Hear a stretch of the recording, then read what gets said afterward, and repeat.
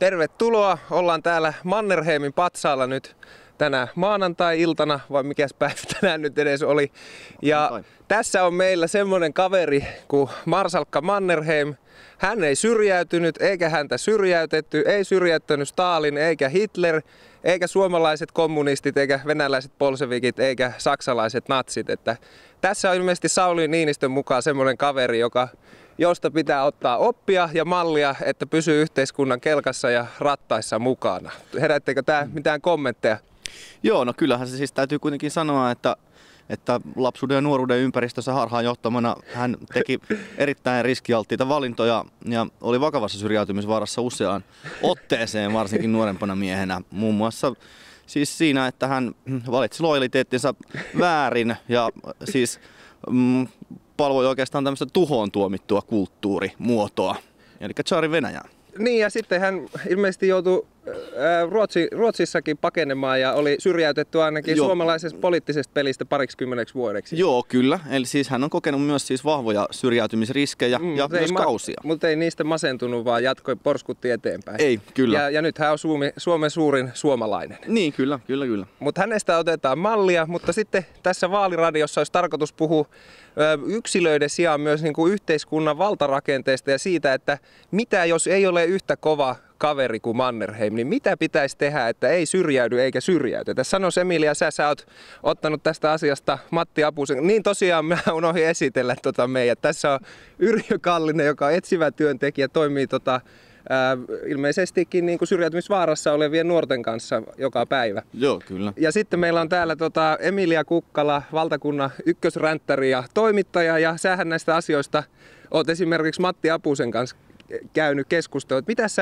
Miten sä itse kommentoisit tätä syrjäytymiskeskustelua? Mä itse tulkitsin tämän niin, että tämä Sauli Niinistö lanseeraama arpajaiskampanja syrjäytymistä vastaan oli tämmöinen niin kuin laman henkinen niin kuin alkusoitto ja julistus. Miten sä? Joo, siis tämä on sikäli huvittavaa, että on profiloitunut jo näin syrjäytymiskeskustelijana, koska mä oon sitä mieltä, että eihän syrjäytymistä itse asiassa ole mitään järkeä keskustella, koska syrjäytyminen on termi, joka vaihtelee täysin. Se on ensisijaisesti moralistisesti käytetty termi, joka vaihtelee sen mukaan, että mitä tämä puhuja kulloinkin haluaa ruotuun laittaa. Et yleensä jos puhutaan syrjäytyneistä, niin sillä tarkoitetaan, no tietysti en sano, että kaikki tarkoittaa, mutta tässä yhteiskunnallisessa keskustelussa sillä tarkoitetaan sitä, että joku tyyppi on nyt valinnut vähän väärin tai se on tehnyt sillä tavalla, joka ei ole meidän mielestä hyvä ja se pitää niin kuin laittaa jotenkin saada hallintaan. Niin, ja tämän niin kuin yksilön pitää itse tajuta, että hän on niin kuin syrjäytymisvaarassa ja että hänen pitää niin kuin ottaa itsestä niskastakin ja mennä töihin ja hoitaa päihdeongelmansa ja mielenterveyskuntoon. Joo, ja sitten siinä on semmoinenkin juttu, että jos halutaan oikeasti puuttua siihen, että olisi ihmisillä vähän mukavampi elämä, niin sitten mä sanoisin, että meidän ei pitäisi oikeastaan puhua syrjäytymisestä juurikaan. Tai jos halutaan puhua, niin sitten puhutaan niistä tyypeistä, jotka on oikeasti syrjäytyneitä yhtenä esimerkkinä. Tai jos haluaa jonkun niin kuin tyyppiesimerkin, niin miten me jeesitään niitä ihmisiä, jotka vaikka pääsee vankilasta. Niin, ja miten ne pääsee niin kuin leipään kiinni. Mutta koska mä tiedän, että tässä yleensä ei puhuta siitä, kun me puhutaan syrjäytymisestä, niin siihenkin liittyen mä oon sitä mieltä, että meidän pitäisi alkaa puhua säätykierrosta.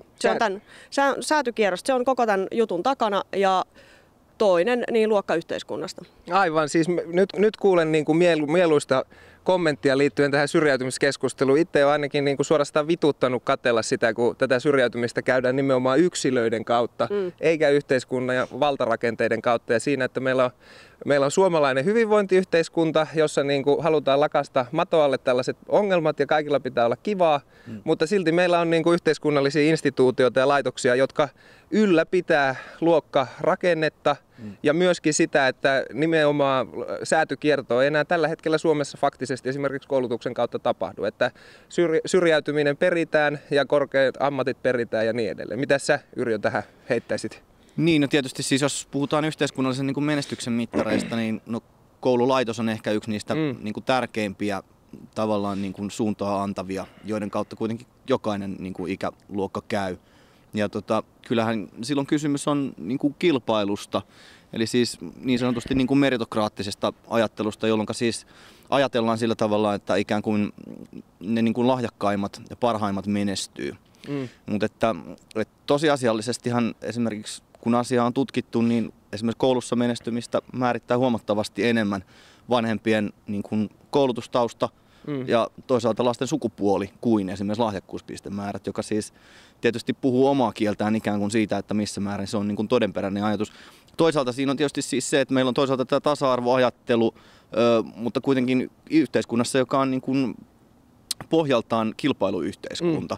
Ne on tietysti kaksi periaatetta, jotka on toistensa kanssa niin kuin täydellisessä ristiriidassa. Siis, että ikään kuin siis eettisesti ja älyllisesti niin kuin mun mielestä niin rehellinen ihminen ei voi ajatella, että ne on kaksi periaatetta, jotka voi ikään kuin hallita samaa yhteiskuntaa. Niin, tässä siis George Orwellhan sanoo tässä Eläinten vallankumouksessa, että nämä niin kuin kommunistit oli tasa-arvoisempia kuin muut, mutta voisiko tästä sun kommentista päätellä, että sun pitää menestyä nykyisessä yhteiskunnassa nimenomaan tässä kilpailussa, jota opetetaan ihan lapsesta lähtien, jotta sä voit olla niin kuin tasa-arvoinen ja ansaita sen niin kuin niin, no ei oikeuden? Tietysti välttämättä. Siis toinen mahdollisuus on se, että jos sä et pysty siinä kilpailussa menestymään, niin sitten et masennu, mutta et niin kuin pyri myöskään voittajaksi, vaan otat sen, mitä sun on mahdollista saada.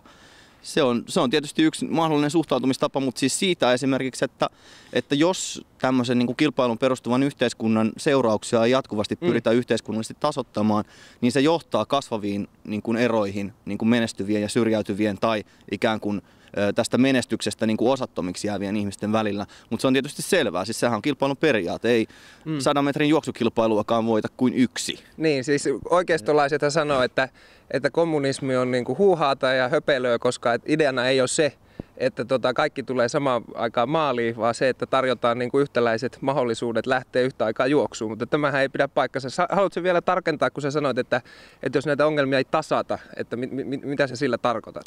No se tarkoittaa tietysti siis esimerkiksi sen miettimistä, että millä tavalla niin kun esimerkiksi koulu kykenee niin kun tasoittamaan lasten niin kun lähtökohtaisia eroja, siis niin kun heidän niin kun lähtökohtiansa tuomia eroja, jossa koulujärjestelmä ei ole ollut kovin hyvä koskaan, koska koulujärjestelmä on hyvin niin kun suurissa ongelmissa sellaisten lasten kanssa, jotka ei omaksu sen toimintatapoja, jolloin ongelma on aina lapsissa, ei koskaan siinä järjestelmässä. Niin, aivan näin. Tämä on niin kun, siis, jos poliittisia päätöksiä mietitään, niin mun mielestä niin kuin yksi tärkeimpiä tekijöitä. Aivan. Emilia.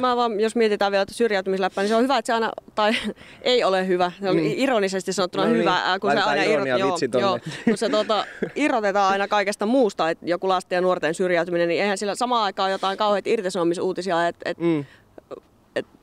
Metso ja muuta, ja samaan aikaan YT-neuvottelujen piirissä on yli tuplat ihmisiä verrattuna viime vuoteen. Ja kenkää on saanut jo yli tuplat viime vuoteen. Aivan. Niin, tän ei nähdä niinku olevan missään yhteydessä siihen, miten niinku lapset tai nuoret mahdollisesti syrjäytyy. Niin on tämä nyt ihan pitun naurettavaa. Tästä tietysti pitää ottaa huomioon just siis se, että esimerkiksi pitkäaikaistyöttömien määrä on pysynyt vakiona noin 20 vuotta. Joo. Ja nuorisotyöttömyyden määrä on noin 25% ollut jo niin kuin todella pitkän aikaa. Siis että onhan kysymys silloin niin kuin oikeasti siitä, että minkä näköisistä lähtökohdista käsin ihmiset pystyy niin kuin yhteiskunnalliseen elämään osallistumaan, varsinkin kun on näin voimakkaasti niin kuin täydellisesti palkkatyön määrittämä yhteiskunta, siis sekä kulutuksen että osallistumisen kannalta. Mutta tämä on siitä mielenkiintoinen käsite, että kukaan ei oikein tiedä, mitä se tarkoittaa. Et esimerkiksi jos katsotaan sitä Evan raporttia, jossa sanottiin, että on 32 000 nuorta, jotka ei ole ilmoittautuneet työttömiksi työnhakijoiksi, se määritetään niin kuin sen kautta se syrjäytyminen. Kukaan ei oikein tiedä, mitä nämä tyypit on, mutta voihan siellä olla paljon ihmisiä, siis sehän on tietenkin ongelma, jos yhteiskunta luo rakenteita, jossa niin kuin säännönmukaisesti tietty porukka niin kuin tippuu yhteiskunnan ulkopuolelle, mutta siellä voi olla paljon ihmisiä, jotka on tyytyväisiä taloudelliseen elämäänsä, joita vituttaa niin paljon, että ei niitä kiinnostakaan lähteä niin kuin tähän niin kuin rakenteeseen mukaan, eikä se ole mitään syrjäytymistä, että itse asettautuu yhteiskunnan ulkopuolelle. Ja sitten taas tämä läppä, että mikä on niin kuin yhteiskunnan ulkopuolelle, että jos oikeasti olisi yhteiskunnan ulkopuolella, niin se olisi jossain mettässä ja ei olisi missään tekemistä kenenkään, ehkä hänen takanaan jossain tuolla.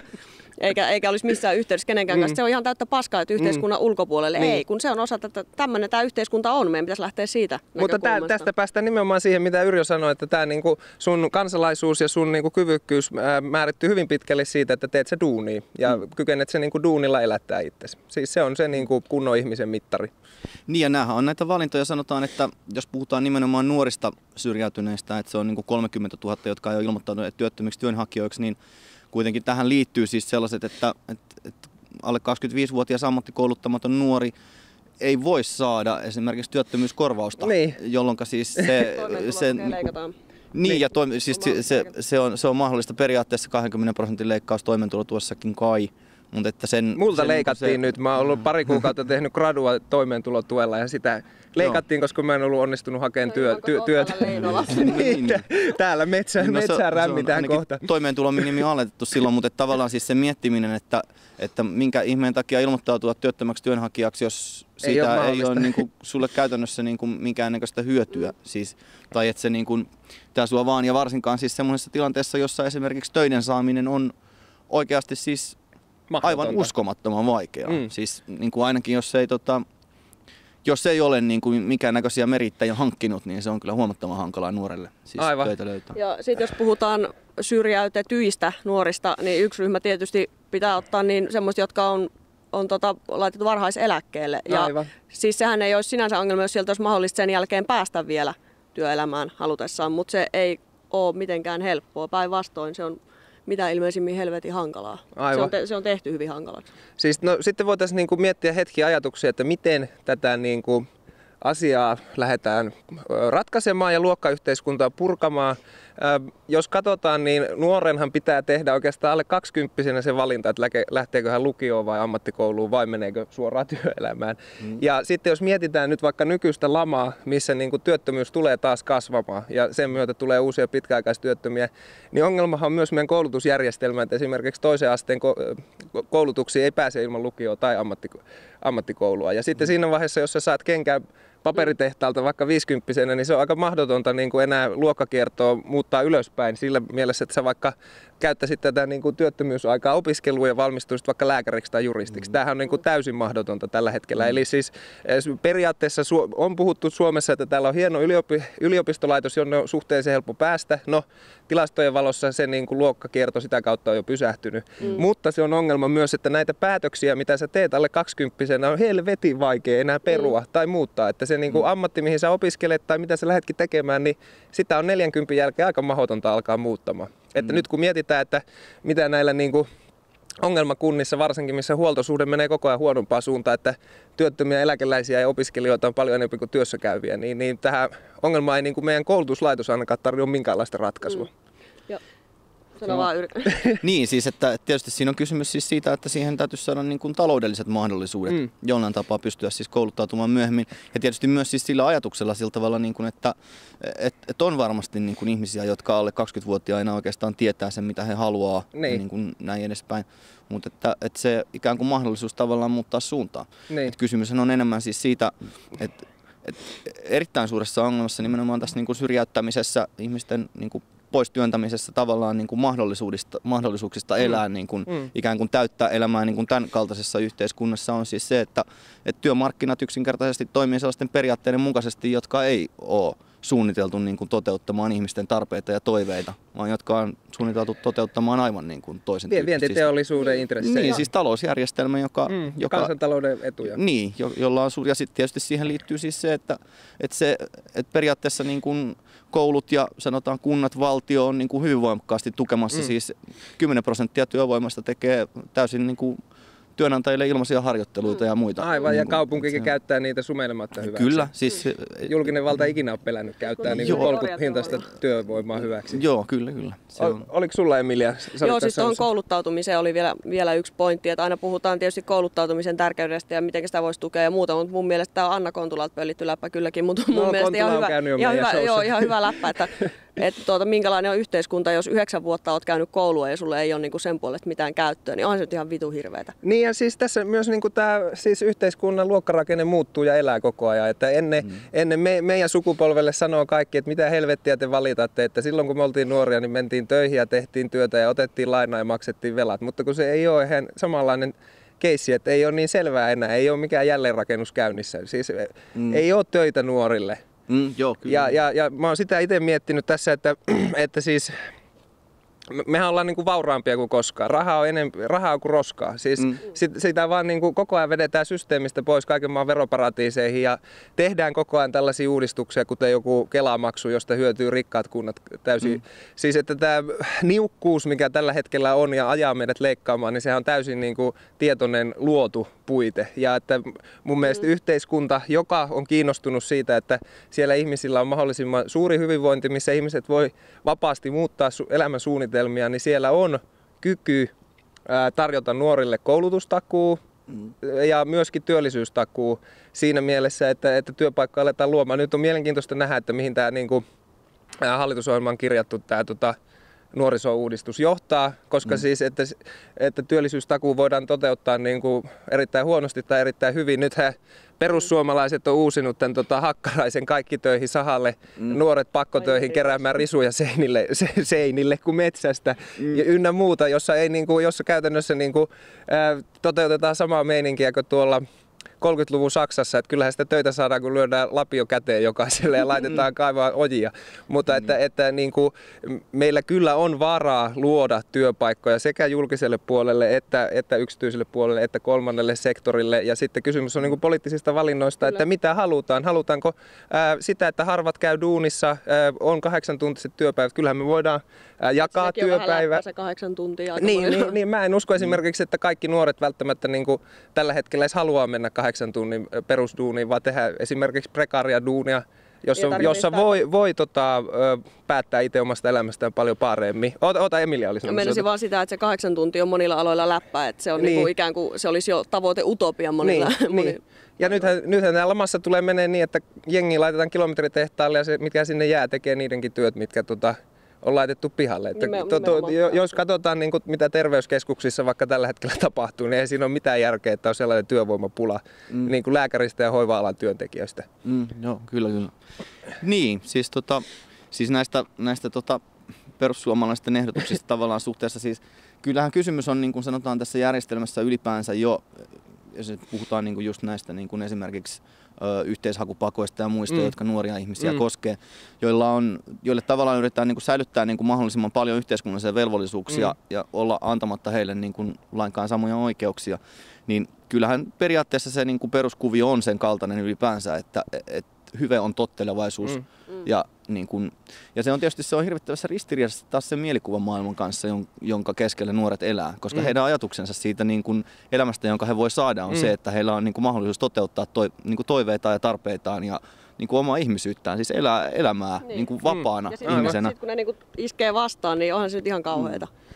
Ja siis että varmasti siis suurena syynä siihen, että kysyä niin kuin joskus sitä, että minkä ihmeen takia nuori ihminen, jolla on niin kuin vapauden haaveensa ja toiveensa ja muut, niin haluaisi olla niin kuin sellaisen yhteiskunnan kanssa tekemisissä. Niin. Siis että se saattaa hyvinkin olla sellainen valinta, joka on täysin ymmärrettävä ja arvostettava. Niin, tässä niin kuin hänen niin kuin lähtökohdistaan ja niin kuin kokemuksistaan ja muista käsin. Niin kuin näin. Siis toihan voidaan tähän lopuksi ottaa tämmöinen vähän synkempi aihe. Siis meillä nyt on Välimerellä tilanne, että esimerkiksi Espanjassa ja Kreikassa joka 4. työkykyinen on työttömänä ja joka toinen nuori on työttömänä, eikä ole paljon mahdollisuuksia. Tällä hetkellä esimerkiksi Espanjasta, Kreikasta nuoret työkykyiset muuttaa pois, koska niin kuin Pohjois-Eurooppa tarjoaa paljon paremmin työtä ja toisaalta se kelpaa Pohjois-Euroopan maille, koska ne saa siitä polkuhintaista hyvää osaavaa työvoimaa, joka ei valita vaikka pienestä palkasta tai huonoista työsuhteista, suhteista, koska siellä sentään on joku työ toisin kuin näissä maissa, jotka ei kykene tällä hetkellä tarjoamaan kuin kurjuutta. Ja sitten meillä on niin kuin erittäin surullisia asioita tapahtunut Unkarissa, jossa myös niin kuin nuorisotyöttömyys on ollut yhteydessä näiden natsipuolueiden valtaan nousuun. Ja että näyttäisi, että nyt mitä tässä on niin kuin kriisiä, austeritypolitiikkaa, leikkauspolitiikkaa harjoitettu, niin nimenomaan sen lisäksi, että ihmiset syrjäytyy, nuoret ihmiset varsinkin, niin se näyttäisi, että sen sijaan, että tapahtuu joku vasemmistolaisen vallankumoussubjektin syntyminen, joka murtaa kahleensa ja murtaa porvarillisen luokkayhteiskunnan ja vapautuu täysin. Etsii vapautensa ja, etsii vapautensa ja elää ja toteuttaa itseään ja toteuttaa ihmisen lajiolemusta. Niin tämä nykyinen kriisi ei ole aiheuttanut vahvaa vasemmistolaista nousua. Ehkä enemmän Euroopan laajuisesti sosiaalidemokraatit on nousseet ja sitten Kreikassa on Syriza noussut erittäin suureksi puolueeksi nopeasti. Mutta kun katsotaan, että mitä on Euroopan maissa tapahtunut, niin nimenomaan oikeisto ja fasismi on hyötyneet tästä. Et jotenkin näyttäisi, että tuo nationalismi,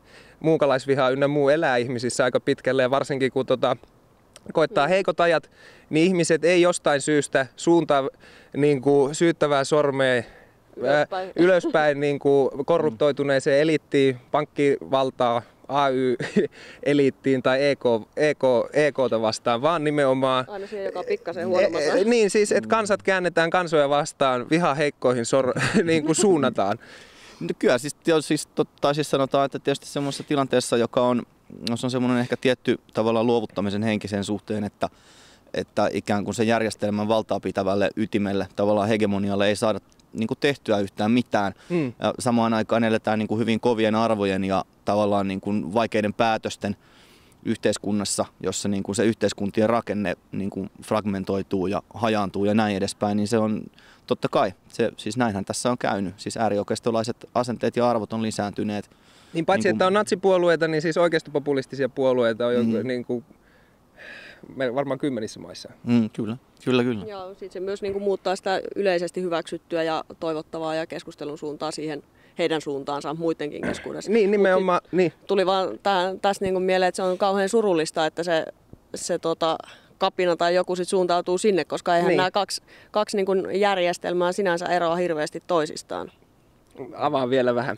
Siis sitä, että jos puhutaan tästä, mistä Yrjö puhuu, että tämmöinen ikään kuin se pärjäämisen, tai kerro sä vielä lyhyesti se meritokratia. Niin, siis tavallaan tämmöinen ikään kuin kilpailussa yksilön selviytymisen, niin sehän on hyvin, siis se on tämmöinen tavallaan darwinistinen, se voi jopa sosiaalidarwinistinen ajatus siis meritokratian pohjalla, totta kai. Siis sillä tavalla, että menestyneet ihmiset on oikeutettuja parempaan kuin heikommat.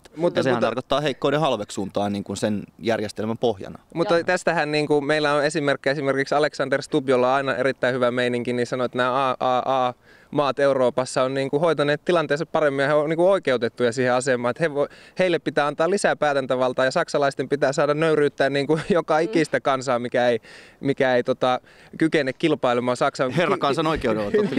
niin, nimenomaan, että ei tämmöinen sosiaalidarwinistinen puhe nimenomaan myöskään täällä Suomessa niin kaukana on, ja pääset kohta sanomaan aiheessa loppuun, mutta siis tuli vaan mieleen se, että nimenomaan kun esimerkiksi perussuomalaiset on kenties pysyvästi nostaneet kannatuksen yli 10%, niin poliittinen keskustelukulttuuri on oikeistolaistunut ja nimenomaan kokoomuksen suunnaltakin kuuluu koko ajan enemmän tällaista erittäin oikeistolaista puheenpartta. Mutta nyt sano se. Joo, siis se, että minkä takia enää ei sit kauheasti eroa tämä meritokratia ja sitten taas tämmöinen fasistinen tai tosi voimakas nationalistinen eetos, niin eihän se molemmissa juurikin tämä heikkouden halveksunta ja sitten taas se, että sun pitää olla hirveän totteleva, niin sulla on yksi tietty, mitä noudattamalla sä menestyt tai sitten sen jälkeen sä oot paskaa. Aivan.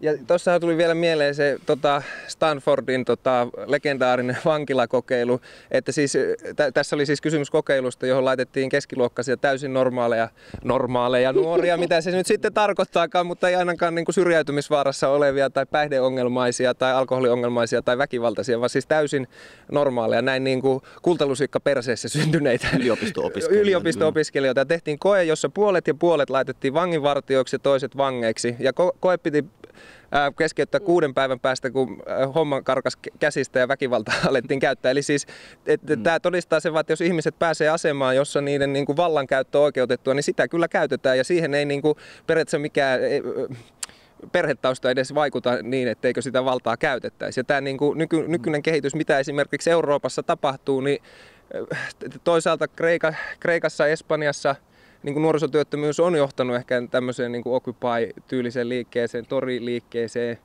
ynnä muuta yleisvasemmistolaiseen liikehdintään, mutta Unkari meidän takapihalla muistuttaa, että se voi johtaa myös fasismiin ja kannattaisi ottaa erittäin vakavasti puhe syrjäytymisestä, puhe taantumasta, puhe leikkauksista ja sen aiheuttamista niin kuin yhteiskunnallisista ongelmista.